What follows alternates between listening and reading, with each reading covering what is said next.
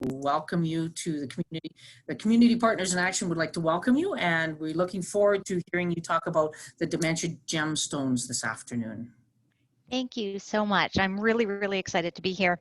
So my name is Tricia, and I'm a recreation therapist with Alberta Health Services, and I specialize in responsive behaviors in relation to an unmet need experienced by someone who's living with dementia.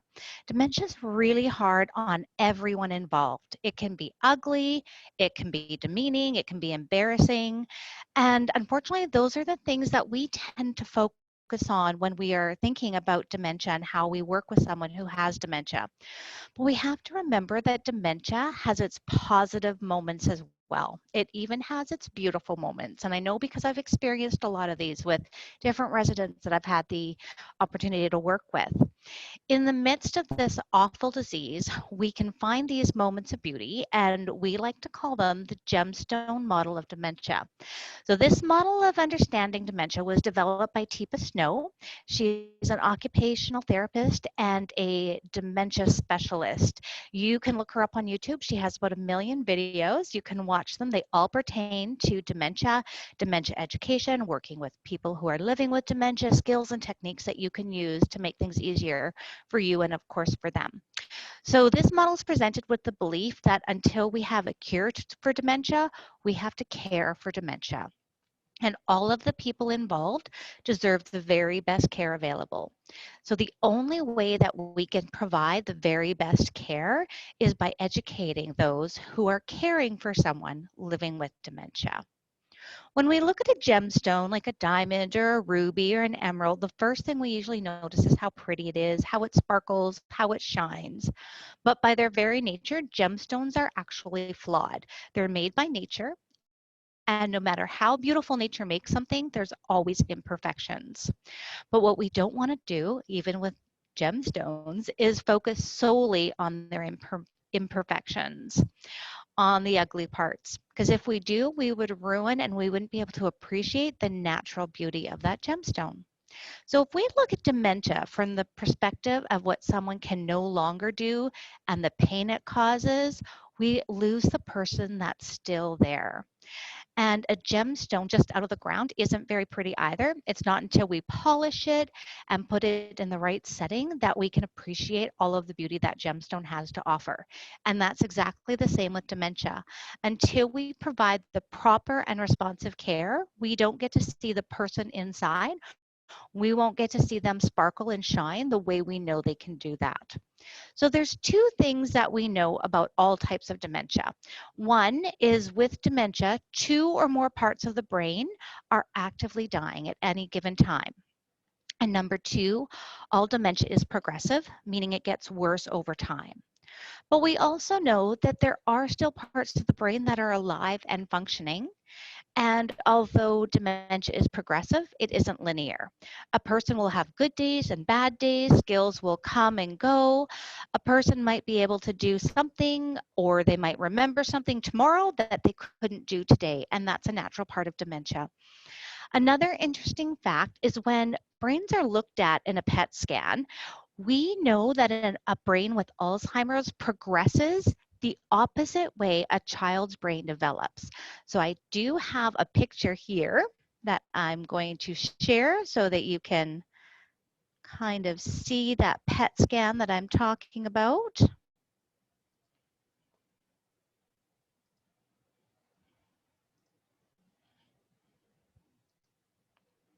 There, can everybody see that?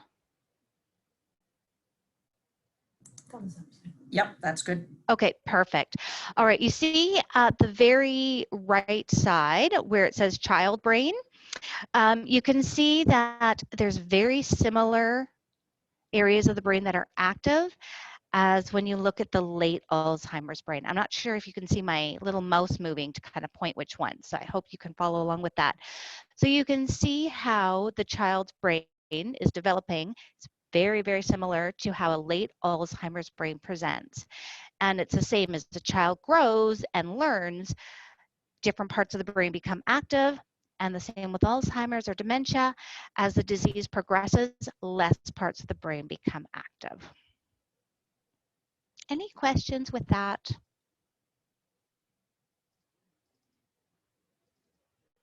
Okay.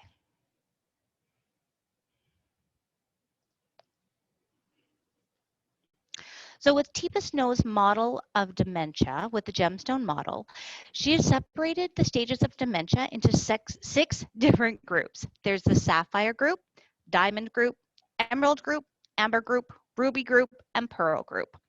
So sapphire, diamond, emerald, amber, ruby, pearl. You'll notice that sapphire is on a completely different hand than the rest. It stands apart from the other gemstones. That's because sapphire is your normal brain. It's our true blue brain. A true blue brain is able to take in and process information the way it needs for us to function in our everyday lives. It's functioning at its optimal level, but remember that the optimal level of brain function does change a little bit with age. So our brain is in its prime when we're in our 20s. And after that, our brain slows down just a little bit every single year. You won't necessarily even notice it year by year, but you will notice it more decade by decade. So for example, take our peripheral vision.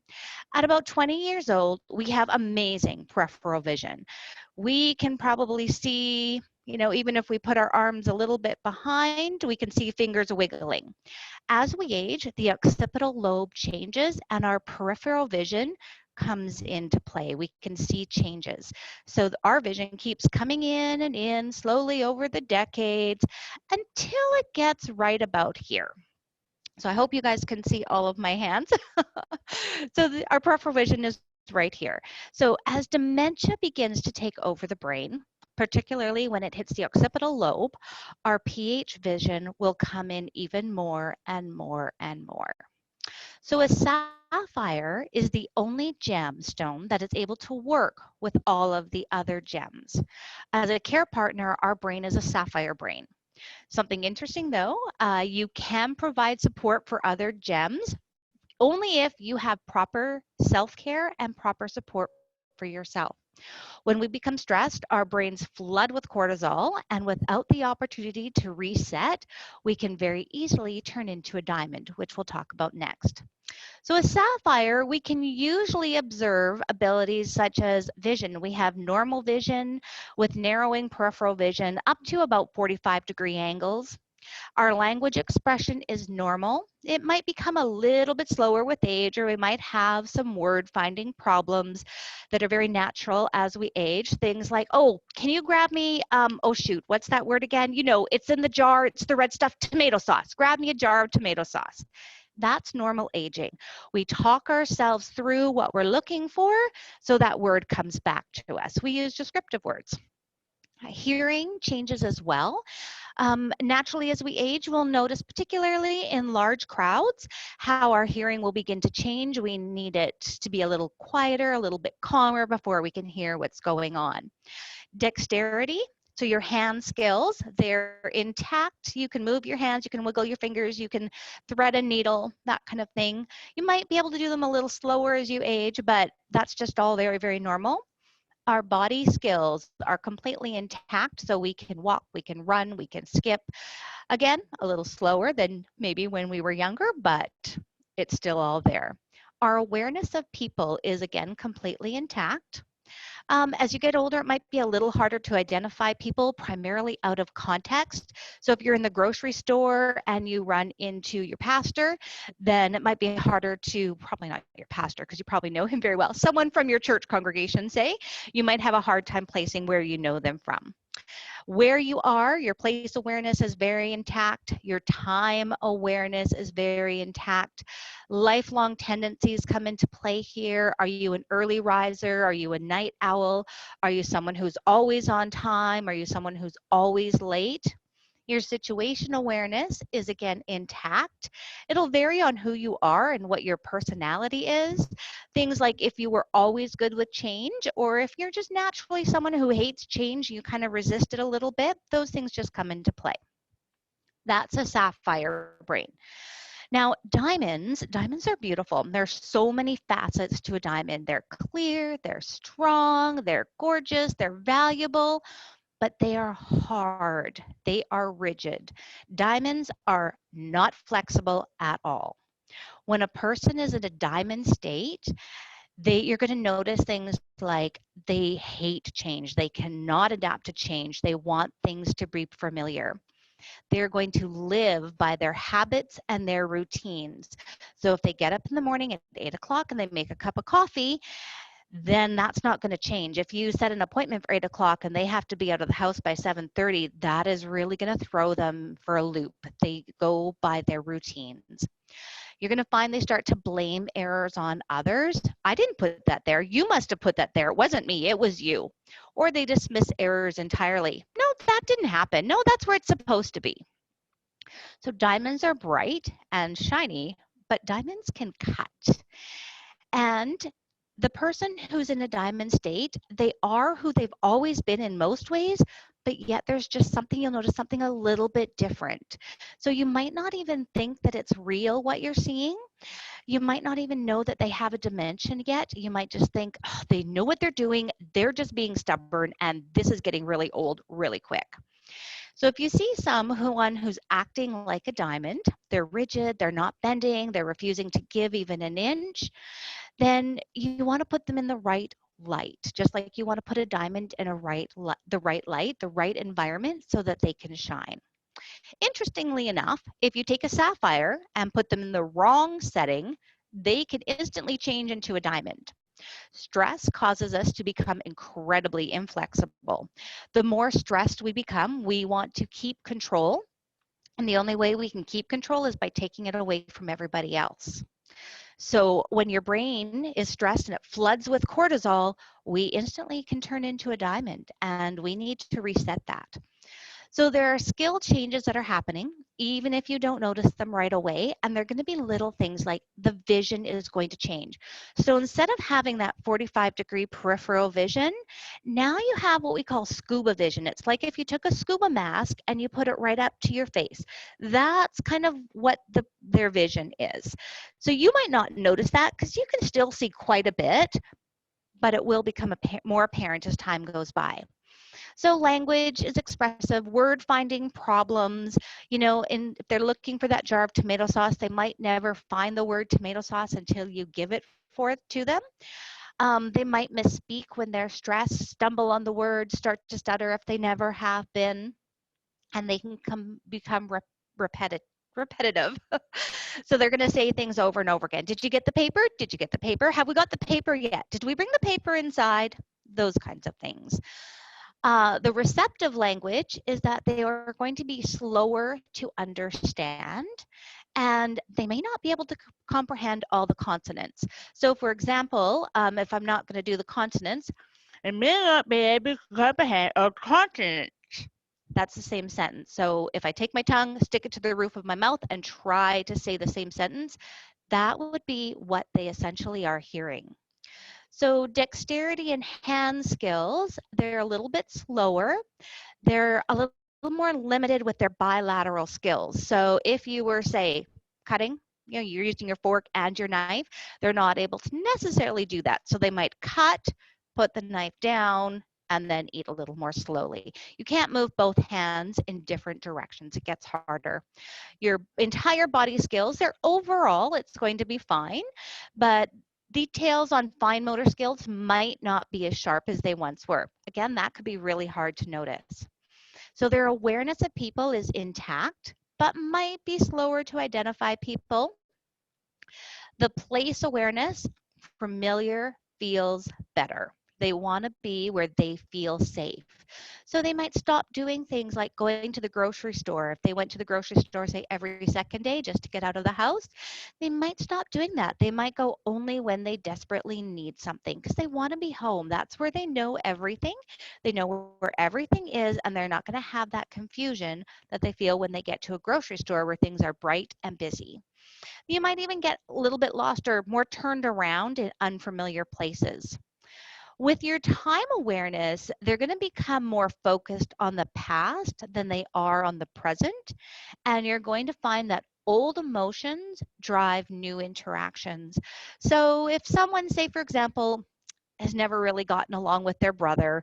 They've kind of mediated a peace, so they're talking to them a little bit. If you're making arrangements, say for Christmas, and you're going to invite their brother over, the old emotion of that anger is going to drive new interaction. So suddenly, whereas they've been putting up with their brother for the last 10 years, they're going to say, no, he's not coming to my house. I don't want him here. This is my house, that kind of thing.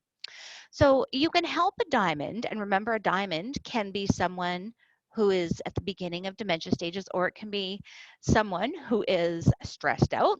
You can respond to their vision. Make sure you have their visual attention. If they're sort of, off there, don't go on with what you're talking about. Make sure they're focusing on you and that they know you're focusing on them. Respect their preferences and their space. When you're responding to their languages, you want to connect visually before you connect verbally. That's really important because our visual skills are what we turn to first. We always look for visual cues before we engage any of our other senses. So you want to make sure that you connect with them visually before you connect with them verbally, and of course, before you connect with them via touch. So acknowledge their preferences, emphasize, confirm their emotion. And the most important thing is don't be afraid to say, oh, I'm sorry. I didn't mean it that way. It doesn't mean that you're wrong. It just means that you're sorry that they're experiencing stress right now, or confusion, or anger. Before you ever go to touch anybody, especially if they're a diamond, you want to, sort of go and shake hands. Respect that personal space. There's different levels of personal space. So there's public space, which is about 6 feet away, which we're all very familiar right now with what 6 feet is, thanks to COVID. So 6 feet is what we call public space. When you go in to shake someone's hand, that's their personal or their private space. And they're allowing, when they reach out to shake your hand back, they're allowing you to come into that space. They're saying, I believe it's safe. You can approach me now. And then there's intimate space, which is the space that we go into if we're helping to physically care for someone, wipe their mouth, helping toilet them, anything like that. So you want to respect that space and get permission to come into it first. If they're showing distress and they've let you into their space, hugs, physical contact. As we get older, we get less physical contact with people, and we need it just as much. When you're trying to get someone to move who is at a diamond level, appreciate where they're at. They're going to move a little bit slower. If someone is stressed out, they're not going to be able to hop up and go. They're going to need to sort of sit down, take a breath, and then move on to a new skill. Asking for their help is always a good thing. People, it's usually a natural ingrained skill that we are willing to help. So if you say, oh, can you come help me with this? It gets them to focus on what they can do for you rather than what you're doing for to them. Give them extra time and count in your head. When you're in a diamond state or someone's stressed, give them an extra 3 seconds to compute an answer, even 5 seconds. Offer them options. Do they want to do something with you? Do they want to watch you do it, or quote unquote supervise you doing it? When you're guiding someone with place, situation, and time awareness, you want to double check their accuracy or their sense of the passage of time. Say, oh, do you know what time it is? And if they say, oh yeah, it's 10 in the morning and it's actually 3 in the afternoon, you're going to sort of know more where they are. They're sort of in that morning routine, not an afternoon or evening routine. Check their perception of a current situation. I feel that this is going on. What do you think? Things like that. When we're talking to someone in a diamond state, remember we are talking to someone who is probably rigid and very inflexible. They're very good with habit and routine, things that they've always done, they'll continue to do, but they're not so good with the new stuff that's going on. I don't like change. I don't like people telling me what to do, especially if they've never been the people that have told me what to do. So if you're an authority figure, we might be okay. I might even follow you around and shadow you more. But if you were never the boss of me, this is going to be a really big problem. If suddenly now you're my daughter and you're saying, Mom, come on, that isn't going to work for me because I'm the boss. I know you're my daughter. You're not the boss. Now we're going to move into emerald. So with emerald, things are changing. So unlike a diamond, emeralds are not. Sorry, Tricia, just before Yeah. you carry on. Sorry to interrupt. Please do. My chat box seems to have frozen, but if anyone has any questions, please feel free to put it in the chat box, or you're more than welcome to unmute yourself and ask Tricia directly as well. You can go ahead and unmute me. I promise I won't be a diamond. Great, thank you. Okay. So with emeralds, like I said, things are changing. Diamonds are sharp and clear. Emeralds are not anymore. So there's a color. It's no longer clear. It's green. You've begun to notice the change that's happening. This is usually the time that someone gets identified as something's going on. So emerald is green, and this means go. So you are on the go.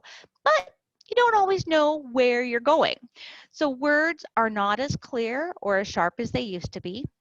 The direction and time frame is not always where you think it's going to be or where you think they are. The emeralds by nature are always flawed. It's the flaws in the emerald that makes it so beautiful. The emerald, however, does not know that it is flawed. The emerald thinks that everything is fine, everything's great. There's not a problem, or if there's a problem, it's you. You're the problem. They are not the problem. This is where we really start to notice the changes in their ability to do things. So making changes, missing steps, getting lost in a day, getting lost in my life. I might be talking about, oh, I have to go out and milk the cows. We haven't had cows for 30 years. That kind of thing, getting lost where I am. I might think that you're a different person. You might be my mother. If you're the one who's taking care of me, you might be my father. You might be a random stranger that's in my house, and why are you telling me what to do? You need to get out because I'm going to call the police. I think I'm in a different place than I am. I will ask you, well, where's the bathroom? Because if I am in my house from where I grew up, the bathroom was way down the hall and to the right. And while I'm walking around this house, the bathroom is right off of the kitchen. So I'll get lost where I am. I'll start a task and then I'll start another task and then I'll start another task and I'll never finish any of those tasks. I can't seem to continue.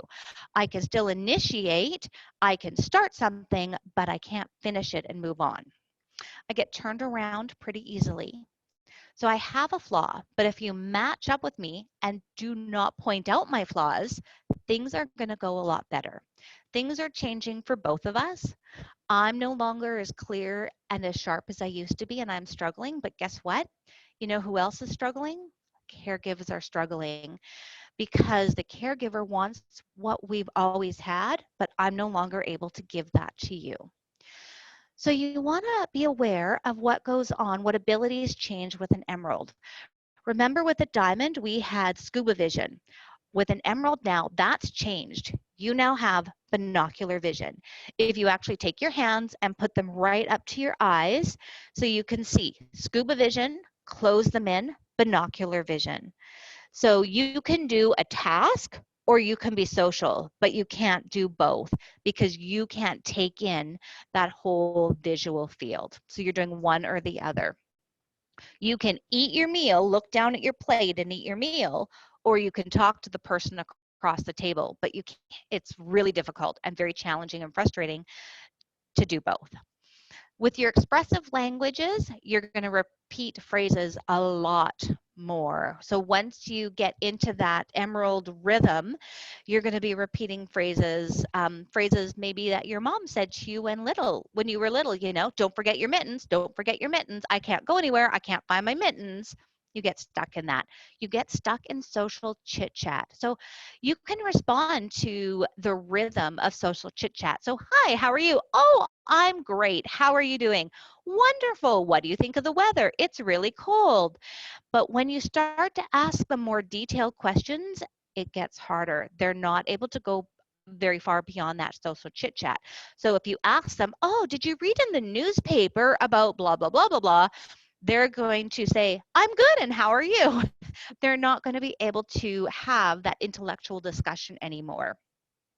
Tone and pitch are very important. You want to remember to adjust your tone and your pitch. The higher frequency of your voice, it's going to be harder for them to hear and to listen and follow instructions. So you might want to make sure your voice is a little bit deeper. Keep it smooth. Don't let your anger or frustration show. So language they're receiving, at this point in an emerald stage, they're going to miss 1 out of every 4 words that are spoken. So they're going to miss of every word spoken.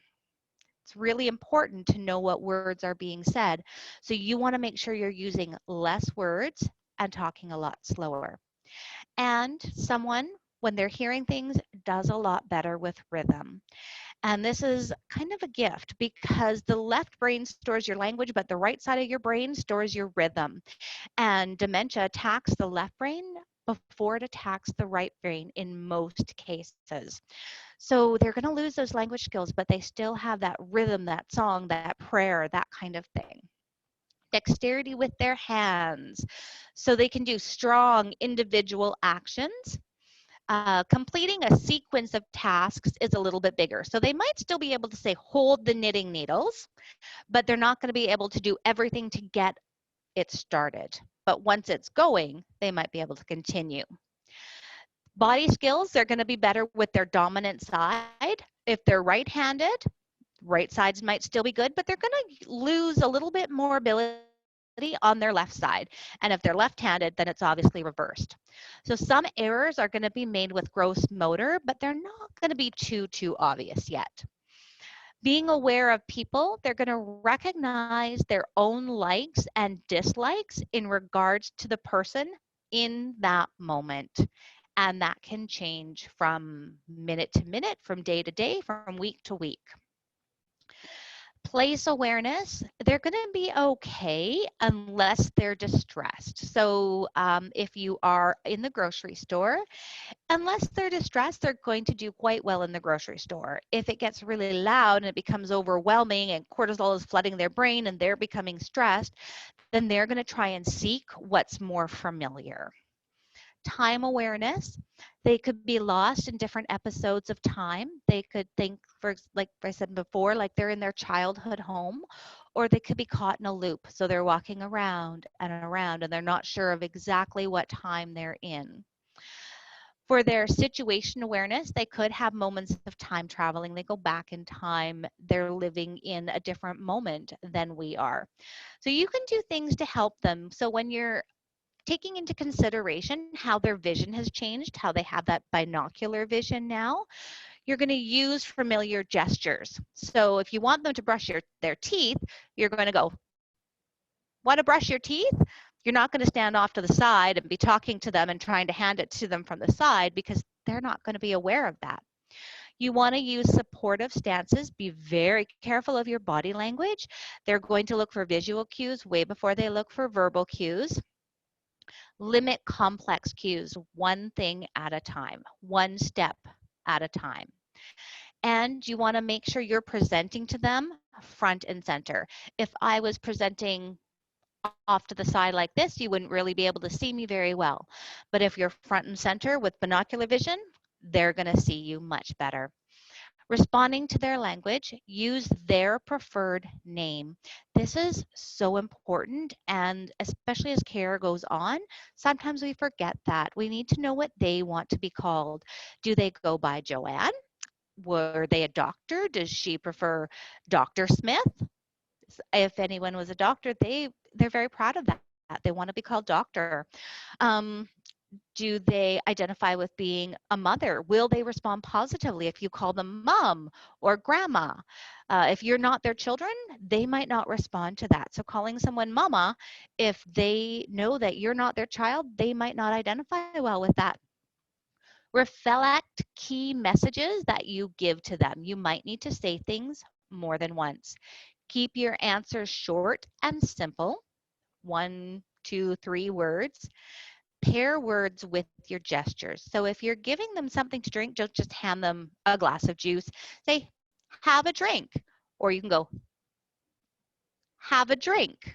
So they're seeing the visual cue of you tipping the glass up, and then you hand them a glass. They're going to understand it a little bit better. Remember to slow down and use pauses. Give them time to process what you've said. They're not going to be able to connect all those dots really quickly. They need that extra time. Before you touch someone, make sure that you have permission to get into their personal space. You want to offer the handshake. Use hand under hand, and I'm going to show you a short video of what hand under hand is that Teepa has done when helping in intimate space. And offer objects in the direction they would normally hold them. So don't hand them a pair of scissors with the point out. You want to hold them, really you should hand scissors to everybody that way, but you want to hand them with the little loops so that they can go ahead and use them. So getting a person to move or do something, when you want them to leave a room, if you want to get them to do something with you, stay at the edge of their public space. So that's that 6 feet away. Use gestures, come, come, and maybe bring a prop. So if you are going to have a shower, bring the shampoo, come. Come, they see the shampoo, they have the one word, they have the gesture, it makes it easier for them to understand. When you're trying to guide their place, their situation, and their time awareness, use curiosity to find out where they think they are. Don't be afraid to ask them questions about it. In fact, some of the most amazing stories I've gotten from different people that I've had the opportunity to work with is from using my curiosity. Oh, you grew up on a farm. Where did you grow up? And then you find out this amazing story about their favorite horse, Cindy, who used to meet them at the end of their lane when they got home from school every day. Things like that. You get really good details, and you know, okay, so this is when they lived on a farm. They were still going to school. You know about what age, what area of their life they're going back to. Meet them where they are. You never want to try in reality orientation. Thank goodness gone are the days where we are going, no, no, you live here now. No, no, no, no, you're not going home. No, just go sit down because this is your home now.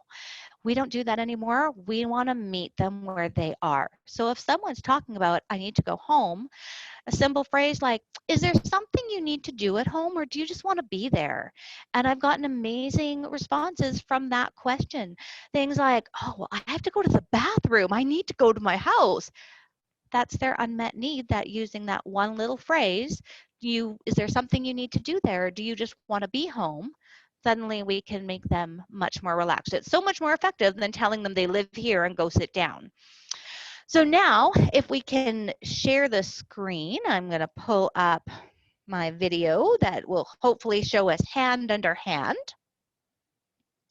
because we'll talk about that as things go on just a little bit more here. Okay. Okay, hopefully I've found the right spot for this.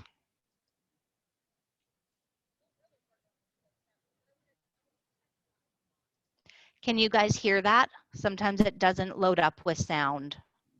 No, there's no sound. Okay.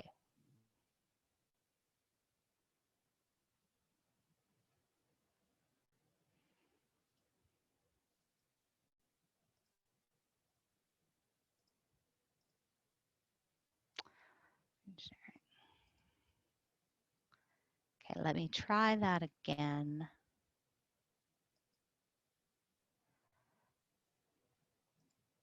There we go. How about now? See if it makes a difference. Does that work now? Sound is good? Yeah, it's good. Okay. I want you to shake hands with the person. Now, I want you to tell me for a second, what's the most common contact we have with other human beings when we're greeting them and interacting with them? Hand contact, right? So shake hands, and notice the next thing you're going to want to do is let go. Oh, well, that's a bit of a problem, because I want to stay connected, because I want to keep the touch so that you'll know what I'm going to do. But the problem is when I lose skill and keep strength, and I like pressure,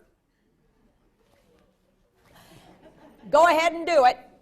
Ow! Wait, Mom, let go. Let go. What are you doing? Okay?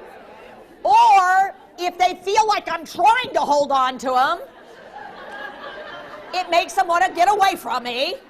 Okay? So what we're going to do is as soon as we shake, where did I tell you you found comfort?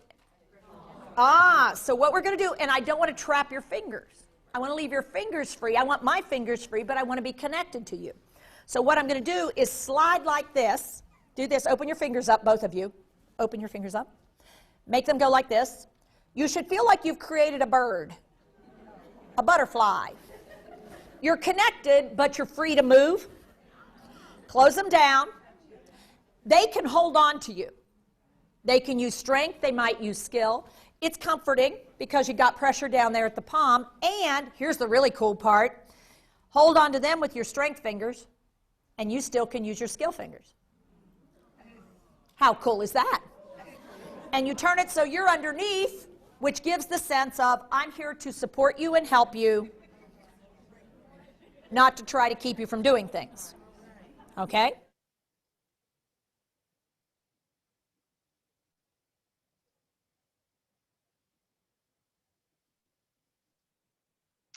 Okay, so that's the basics of what Teepa Snow calls hand in her hand. That's Teepa Snow. I want to be her when I grow up. She, like I said before, she has amazing videos. You can spend hours and hours and hours watching them. But we do talk a lot, especially as the dementia progresses, about using hand under hand because it's a natural feel. You're using their hand to do things like brush their hair. They feel they're doing it themselves. They're not going to fight you on things. So now we'll move on to amber. Amber is incredibly unique. It's not a gemstone that's found in the ground. It's a sap that's hardened into something extremely beautiful. It's something that's found in literally every single tree on the planet, but using the elements that have surrounded it, it hardens into something valuable. Sometimes it will catch something in itself, a dragonfly or a leaf, and then the dragonfly or the leaf is forever suspended in that exact moment of time. And that's where this gemstone level is. They are people that are caught in an exact moment of time. So for someone who's in the amber gem state, it's all about sensation. What does it feel like? Ooh, what does it look like? Oh, what can I do with it? Do I like it? Do I not like it? I do not have caution. Yellow means caution, but I do not have caution anymore. I no longer have safety awareness. I want it. I want it now. If I don't, I am not doing it. You cannot force me to do it. This is where caregivers really begin to struggle. And it's often in this amber state that people might start thinking about supportive care, alternate living arrangements. Caregivers struggle because I am now so different from who I used to be. But an amber is an amber, it's not a diamond, and it's not an emerald. So this is the point in the disease where you see me engaging, but I'm still very, very curious, but I don't know if it's safe or not. So if you we go back to that picture of the brain development and the PET scans, if you have someone who has a dementia, and they're in that amber stage, they're kind of going to be at the same stage as a young child would be, where they're curious, they want to see things, but they have no idea of the safety situation that's going on around them. If the ball rolls out in the road, that child's just going to run and grab it. It's all about sensation. It's all about what's happening in the moment. They're not going to stop to think, oh, I need to look for the car. That's the same as someone who's living in this gemstone state. They want some soup, they're going to put the pan on the stove, they're going to eat the soup, and the burner's going to be left on. So they could do things like pick up strange things or pick up normal things and do strange things with them. So they have the hairbrush and they're brushing their teeth with it. They recognize what it is generally used for, but they're no longer knowing exactly what its purpose is. I invade your space. I take your things. I mess with your stuff. I mess with everything. I hide things because I'm also thinking, you might be stealing them or someone's stealing them because they're not where I left them anymore. So I'm going to put this here. I'm going to put it in a safe place and no one's ever going to find it again, right? I might have very low sensory needs or I might have really high sensory needs. It's really important to be aware. Are their clothes making them uncomfortable? Is it itchy? Is it scratchy? Is that new laundry soap that you bought, is it really irritating their skin? They might not be able to verbalize that to you, but it's going to be a sensory need. And that can be for any of the senses. Is it too loud? Can't they comprehend? Is there background noise? Is the TV on in the background and they can't follow along with your conversation because the TV or the radio is playing? Is it too bright? Is it not bright enough? So I have no sense of safety awareness, and I am going to wear you out. Take sleep, for example. I no longer want to sleep at night, and then I'm going to sleep all day, but you have things to get done during the day. So now you're awake all night and all day, and it can be absolutely exhausting. So it is critical for a caregiver to remain a sapphire at this point. We cannot go into a diamond state as the caregiver, because when we get stressed out, our brain's going to flood with cortisol, and it's going to be our natural go-to to go into that diamond state. We need help. We need to be asking for help, and it's okay to take help wherever you can get it. We, as caregivers, don't want to become the one that's hard and rigid or inflexible, or we're going to start to cut the people that we love. So you can help this Amber by being aware of the different changes that are going along. So they still have the binocular vision. So this is the Amber's vision field, but they're also going to lose the object recognition that they might have had. They're not going to remember that the hairbrush isn't actually a toothbrush, or vice versa. Expressive language, it's going to be very, very repetitive. They're going to echo your words. Time for lunch. Time for lunch. Let's go eat lunch. Go eat lunch. They might recognize that. And their volume is going to vary. It might get really loud. It might get really quiet. With receiving language, some of their catchphrases are going to be taken out of context. So they might be saying certain things and meaning something else completely. They might be saying they're hungry, or they want to eat, but actually the distress that they're feeling in their lower belly isn't hunger, it's that they have to go to the bathroom.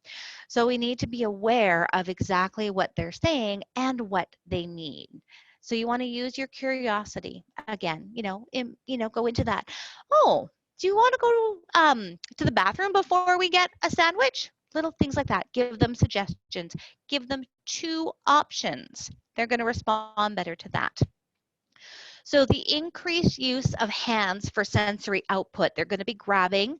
They want a strong grasp. They have a lot of strength, but they no longer have skill. So this skill is gone, but strength is still there. Body skills have more strength than they do skill, and limited safety awareness. This is where you need to really put things into play for their protection. They're aware of people, but they can't necessarily discern old or new relationships or the difference between them. They are aware of being in a place, but really they're only okay if they're comfortable there. If they're not comfortable, they are going to try and get somewhere else. And that can be a physical comfort or an emotional comfort. It doesn't just have to be that they're physically comfort. If they're afraid, if they're scared, and they don't think they know where they are, they're going to want to try and leave. So say they're in a facility and it's a locked unit because they're there for their safety and they're trying to leave. A lot of people say, oh, they're exit seeking. We can't just chalk it up to, oh, they're exit seeking and that's part of dementia.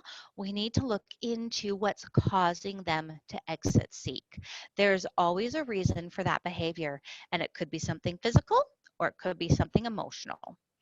Time awareness, they only live in the moment. It's not about the task, it's not about the sequence, it's about what's happening right this second. Situation, primarily, it's sensory awareness. Sensory is all that matters. So we can help an Amber by when we're responding to their vision. So when we're approaching them, we want to show them an item and then gesture its use. We want to point to direct attention. Bathroom. We want to eliminate items that could cause harm for them. And if they have something and they're doing something unsafe or not appropriate with that particular item, you want to offer a substitution. Never just take it away. Think of when you're dealing with a child. If they're doing something that's not safe, we're going to redirect them. We're not going to just, grab the scissors out of their hand. We're going to give them something else to do. Always offer substitutions. Respond to their language. Use their name or preferred greeting. People respond very well to their name almost until the very, very end of our life. We will respond because we've learned our name. We've been told what our name is since the day we were born. Only use 2 or 3 words at a time. Make sure you're pairing your words with your gesture and use encouragement. If they're doing it right, tell them that. Yay, that's great. Look at you. Amazing job. Lots and lots of encouragement. People respond to encouragement in all levels of dementia. All gemstone levels will respond to your encouragement. When you're touching a person, make sure you get that visual and verbal cues, visual cues and get verbal permission for them to allow you to come into that space, touch their hand first. Don't just walk up behind someone and put your hands on their shoulders. It's going to scare them. When we get scared like that, our brain floods with cortisol again, and all of a sudden they're stressed out and you're not going to be able to accomplish the task with them that you need to. Touch their hands first. Make sure you have that connection with them. Always approach them from the front. Start at that 6 feet of space. You want to make sure that they can see you. Don't just pop around their shoulder. Their vision isn't ready, was not prepared for that. If you want to get someone to move or to do something who's at this gemstone level, demo what you want them to do. Don't just say, okay, stand up. You might want to sit in the chair behind them and put your arms on the handles and say, stand up, and you push yourself up. You want to give them visual cues. We go to our visual cues first. You want to offer the object to them. So say you're brushing your teeth. You want to give them the toothbrush right in front. Teeth, demo it. Teeth, you. Use gestures to signal getting up, to brushing their teeth, to brushing their hair. Don't just expect if you hand them a brush that they're going to know what to do with it anymore. When you're guiding place, situation, and time awareness, you need to know that it will be okay if I feel I am okay. If I feel something is wrong, I am not going to be able to cooperate with you. It's not that I don't want to, it's I am no longer able if I do not feel okay. If where I am right now feels wrong, help me find a place where I am comfortable, and then I'll be able to work with you. Remember our senses. Remember what that person likes or dislikes, and remember what they want as far as visual, hearing, smelling, taste, touching. For example, my dad is deaf in his left ear. If I were to be talking to him, just talking to him in his left ear is not going to accomplish anything. I'll need to go to his other ear. I need to go to his left ear so that he can understand what I'm saying to him. So you want to remember what their preferences are, what has always worked for them. And if you are someone who works in a facility, this is where you can really turn to your recreation therapist, because we love to gather people's histories and we can make contact with them. It's amazing the information that we can pull out of all gemstone levels. We get amazing information. And if we need to verify it, or if we need to talk to their children or their spouse, we'll gather that information for you. And when you know a good background on someone, you know what their preferences are, you're going to have a lot more success in caring for them. Guide them to where they're going to be comfortable. Use that hand under hand to take them where you want them to go. Don't just, grab their hand and pull them and you're walking and they're following behind you. You want to do things like take their hand, take your other hand, put it on their shoulder. There's a reason for that, because you're pushing palm against palm. That actually helps to reset any stress levels in your brain that you're experiencing. That's a natural pressure point. Putting your hand on their shoulder now creates a complete circuit in their brain, And when you're walking, you can use their hand to guide them anywhere, out of an area that's dangerous, into a washroom. It is amazing how that one little simple hand on shoulder, holding hand, rather than just pulling someone, will change how we can care for someone. Now we're on to Ruby. Ruby is changing yet again, but we're no longer that yellow caution light. Now we are the stop light. And what stops is all our fine motor skills. What do I keep? Big movement. I keep big movement and I keep strength. I can be incredibly strong. You're going to look at this frail, thin body and you're like, how can they create all of that strength in these little hands? But I have strength, but I don't have skill. So I could have lost fine motor movement in my eyes, in my fingers, in my mouth, and in my feet. I have trouble figuring things out visually. I might have trouble chewing. I might even have trouble swallowing. Thanks to all the SLPs out there, we can get help with that. We can have trouble getting our speech out. But hey, I still have rhythm. I still have music. If you want to get someone to move, you want to know what kind of music they truly enjoy. And they are going to respond positively to that. So again, that's because language and reasoning is in the left side, rhythm is in the right, rhythm is music. This side of the brain is affected by dementia significantly less than the left side of the brain. So you want to use that music. What song do they love? What was the song they sang when they were younger? Is it You Are My Sunshine? Is it maybe more modern? Don't assume it's old country just because we live in Red Deer. I've met a lot of people that enjoy chamber music. So that's the kind of music that we will put on. The other amazing thing about music is the music plays, it starts getting all those neurons in your brain firing, and then it starts making the rest of your brain firing. So this is going here, and suddenly I'm going to be getting the odd firing over here. So you'll be able to actually accomplish more than they would have been able to do before you had the music playing. Remember, music is the gift. Poetry is a gift that we still have right up until the pearl stage of dementia. So remember, I've lost the big, or yeah, I've lost the fine, but I've kept the big. So my hands no longer do this, but rather they do this. They hold, they manipulate things, they grab, but they can't pick up a pencil and write a letter anymore. I like pressure. I like deep pressure. When someone is stressing out and they're in this level, you can, if they're okay with it, you can give them a hug. Use that deep pressure. It's going to calm them and relax them. They like to hold on to things. This is where baby therapy can come in, baby doll therapy can come in incredibly helpful when you're working with someone with dementia. Not only does, if they recognize it as a real baby, it gives them a sense of purpose and a sense of being needed. It also gives them something to hold on to. Maybe a stuffed animal. Remember, we're going into senses, a blanket, those minky soft blankets. They want to hold on to things. They will hold on to things and they don't always know how to let go of things.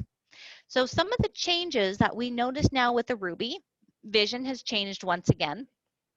We're often no longer binocular, but we're now monocular. So if you just have one eye that's working and you have that tunnel vision, you're not seeing a lot of what's going around you. And that can be really scary because you're going to hear things, you're going to see things, but you're not going to be able to really know what it is. I can see that there's movement over here, but I don't recognize what that is. That is scary for me. Their language changes. You might get babbling, humming, singing. Remember, we like the rhythm, or they could be very, very quiet. They could be calling out, they could be yelling. I have one lady that I used to get to work with, and she would say, I'm okay, you're okay, we're okay. I'm okay, you're okay, we're okay. So just sort of that on repeat. Language, what they're hearing, they're not going to respond to your words anymore. They're going to respond to things like social chit chat. Hi, how are you? We notice how that flows. They're going to say, good. Or if you were to say something like, do you want to go to bed? Good. They're recognizing that social chit chat. So they also recognize rhythm, tone of voice. They're going to respond to that really well. They're no longer going to use fine motor. They're going to use whole hands. So this is where things like eating are going to be changing. They're no longer going to be able to use that fork. We might go to sandwiches, things, finger food, things they can use. Body skills. They might be able to walk forwards, but they can no longer go backwards. They're moving in one direction, and it's more difficult to get them to change. Again, use that hand under hand, hand on the shoulder, if you need them to change directions, because they're not going to be able to do it on their own. Balance changes are going to be very predominant right now. They're not going to have the same sensations in their feet. They're not going to have the same muscle coordination. Falls are going to start happening, or they could start happening a lot more frequently. And this can be very, very hard on an older body.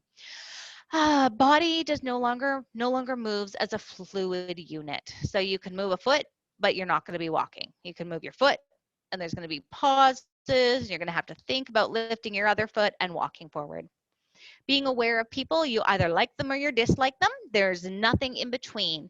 If somebody in this gem state level has decided they don't like Sarah over there, then do not try to get them to be friends with Sarah or to sit with Sarah. You just want to respect that. They don't like Sarah for whatever reason. She reminds them of someone they didn't like, or in their mind, they think Sarah was stealing from their purse. So you are going to want to move them to sit by John or work with John. They want familiar, not unfamiliar. They have limited environmental awareness. So they might not necessarily know where they are, but they'll know if they like where they are.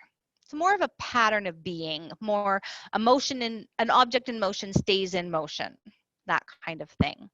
Time awareness, they are immersed in the experience. They have very little awareness of what time is. They don't know if it's 2 o'clock in the afternoon. They just know that right now they have a cup of hot chocolate and it's really nice to sit with you. Situational awareness, they only live in the moment. They're not really body aware. And we need to help a Ruby by offering them time to respond to us. So when you give them a greeting, hi Ruby, you are going to want to make sure that you give them time, count to 5. And it's really awkward. Hi Ruby. That's 5 seconds. It feels, we as people feel we need to fill up that space. They need that time to process what you've said and to respond back to you. Offer one item at a time and use exaggerated movements, not hi Ruby, hi Ruby. That's how you want to be talking. Use facial expressions with your greetings. Smiles, they're looking for visual cue. Pair your words with objects or gestures. Use songs, counting, and rhythm to initiate a transition. When you're touching a person, again, wait till you kind of have that permission. Even with this level, if you extend your hand, most of them will extend their hand. It's an automatic autonomic reflex. They are going to do that and go into hand under hand. When you want someone to do something, say their name, show them what you want, and then use guided movement to help them. And you might need to re-cue them. If you're trying to get someone to sit down, you might need to say, sit down, sit down, sit down 4, 5, 6 times until they sit down, and that's okay. You're letting it soak in so that they will actually follow instructions. If there's problems, you want to do things like mimic their actions to help understand their situations. Now we're on to our last gemstone, and this is the pearl. The pearl was specifically selected for this state because in the moment, so think of the outside of an oyster shell. The outside of an oyster shell isn't very pretty, kind of looks like a jagged rock. It's actually kind of ugly. It's not shiny, and why anyone ever picked up an oyster shell and said, oh, what's in here, is absolutely beyond me. But from the outside of the oyster shell, you'd never think that you would find absolutely one of the most amazing gems there is, the pearl. And at the end of this disease, what this disease can do to the person that we love can be pretty ugly, just like the oyster shell. This disease turns on reflexes and it shuts down systems. It makes it very, very difficult because at this point, as a pearl, I've also lost my gross motor. I've lost my big movement. I am ruled completely by reflexes. I'm stuck and I'm trapped. But with the right care, so we have the right care, the shell relaxes just a little bit. And there inside this oyster, you will find your pearl. So built layer on layer over a single grain of sand is what the pearl is. So the pearl is still there, but it's often trapped in the shell. And sometimes, if we're not careful, we spend way too much energy worrying about the shell and taking care of the shell, and we miss what's really important, that the shell isn't the gem that's inside. So the changes in ability that the pearl has, vision changes, there's brief gazing, there's not usually any focusing. They might open their eyes if they hear a sound of interest. A lot of times it might look like they're sleeping all of the time. They may make sounds, or they might be single words if you're lucky to something they really like or really don't like. Some of my favorite moments come from when I get to work with a pearl because they were singing a song and I've had completely non-verbal residents look at me after singing with them for about an hour, and I'm not a good singer. I will sing, but I can't. But I sing with them, and one lady looked at me and she goes, "You're so beautiful." And it just absolutely made my day. I'll never forget that experience because that's when I found the pearl with her. So they might be completely silent. So you might get single words after working with them. You might get a sentence if you're really lucky, or you might just get sounds. Receiving language, they might respond to familiar or friendly care, calm or excited tones. Almost all will respond to music because that part of the brain is still functioning pretty well. People can sing a song, sing the words of a song, even if they can't have a conversation. With hands, it's a strong grasp, limited release. They're not really going to let go. Hands might even be fisted shut. So if they're in bed and they're kind of curled into themselves, their hands might be always closed. So that's something we need to be aware of. Their reflexes are slow and they only do forward movement. If you are moving someone backwards, that could be very scary for them. So make sure you're explaining what's going on. If you're adjusting them in bed, they're laying down and you're going to pull the sheets up. We're going to say words like up, up, up, up as we slide them up, using that rhythm, up, up, up, up. People kind of know that rhythm. Or you're going to count, stand up, 1, 2, 3. We know that on 3, we're supposed to do something. So we're working with that rhythm that's still in our brains. I might respond to some people. I might not respond to anybody. I might respond to faces, touch, smells. Baby faces are something that they have seen people in the pearl state respond to extremely well through PET scans. When you have someone with advanced dementia and you show them the face of a baby, there's still activity that goes on. So showing them pictures, showing them puppies, funny puppy videos, those are great. We respond to things that we think are adorable, that are beautiful, that spoke to us in our life. They're no longer aware of what's going on, although they might be aware of stimulus that's going on in their environment. So say you're in a hospital and it's nighttime and someone else keeps coming into their room because they have dementia as well, they might respond to that stimuli because they're aware of the noise that's going around, the lights aren't really dim, people are coming in and out, the doors slamming, machines are beeping. Will respond to the stimuli. And the same as if it's a comforting environment, it's warm, it's soft, it's safe, I feel secure, I'm going to respond a lot better. Time has almost no meaning. I'm not necessarily going to be awake during the day and asleep at night. It doesn't matter to me. I'll wake when I'm awake and I'll be asleep when I'm tired. So you want to help a pearl by putting things within arm's reach. Always use gesture first and then language. You always want to use visual before verbal. Deepen your voice. You want to make it a little bit deeper. You want to slow your speech down. Hi, Ruby. Hi, Pearl. You want to make sure that you've made it slow and deep. You also want to use words like ooh, mmm. Those are cues, those are part of the rhythm cues that are still stored in the rights of our brain that we will respond to as you're handing them something to eat. Use single words like drink, good. Don't say, oh, have this to drink. It's really good. You'll love it. I know you love cranberry juice. You just want to drink, good, so that their brain has time to process and absorb what you're saying. If you're touching a person, move one hand at a time. Don't be like, rah. You want to just go nice and slow. Use flat, solid touches. Don't use light touches. Something that I found extremely interesting is light touches actually signal our brain that it's danger. You go into that fight, flight, or fright mode.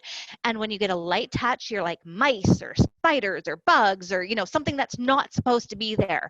So you don't ever want to go, wake up, wake up, wake up. You want to rub solid and deep pressure. Wake up, Pearl. It's time to wake up. Flat, solid touches, go slow. If you want to get them to move, again, go really slow. If you're getting them to stretch their arm out, hand under hand if you can, if their hands aren't together, hand under hand and slow. And you might want to do something like stretch and watch them very close for signs of discomfort. They're not going to be able to say, they're going to call out, they're going to say no, they're going to try and move away from you. When you're guiding them somewhere, remember to use your tone, palm pressure, warmth, and texture, and that's going to be the most important thing. So with the right care in every gemstone level, with the right care, we get to see the real gem. So the question for everyone is, what can we do to care for that person so that we can bring out the beauty of their gem? What's precious? What's unique? What can we give them to create the right setting and the right care for them to shine like a gemstone they are? Thank you. That's the end of my presentation. Does anybody have any questions or thoughts?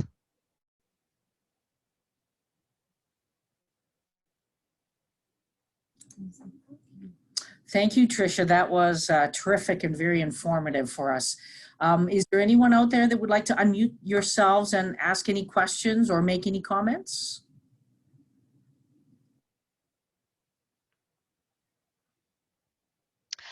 There was a question in the chat line. What's the name of the gemstone approach?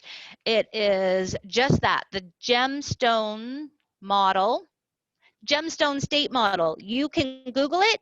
You can find more information from TIPA online. Is that backwards? Probably, isn't it? I'm sorry. No, it's good. Okay, good. I thought maybe it would reverse it. So the gemstone state model, I will send a sheet to Ellen. So if anyone wants to print it out, or if you ever have any more questions, you're welcome to email or call me. I'm always willing to help. Great. Well, thank you very much, Tricia. That was a great afternoon of information that you shared with us.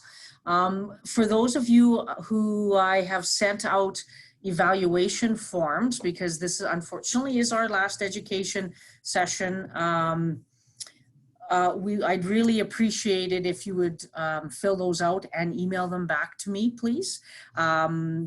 That would be very helpful. We're doing this as part of a grant process as well. So we kind of need to have a little bit of feedback, and it's always important to share that with our presenters as well.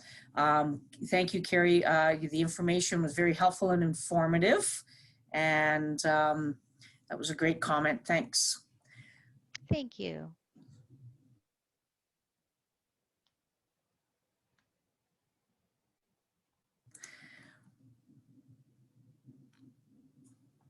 So if there's no other questions or comments, I'd like to thank everyone for coming out this afternoon. And again, if you have any questions or you want to connect with Tricia, feel free to let us know. Most of you will have my email address, or you can connect us through the town of Innisfail through Karen Bradbury and FCSS, and we'd be happy to connect you with any of our speakers if you would like to talk or ask more questions later.